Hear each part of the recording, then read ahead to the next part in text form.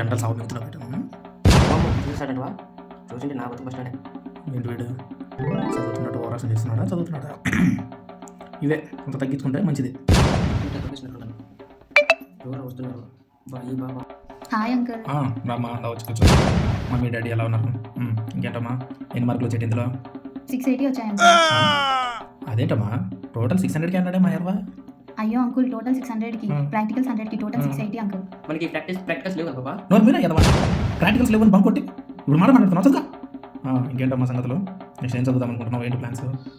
ఇంటర్లో బైపీసీ తీసుకొని ఆ తర్వాత ఇంజనీరింగ్ చేసి ముంబైకి వెళ్దాం అనుకుంటున్నాను. గ్రేట్. నాన్నగారు నీతి లేని కుక్క బైపీసీ తీసుకొని ఎంబీబీఎస్ చేస్తాడమ్మా. ప్రపంచంలో ఎవరన్నా చేస్తాడా?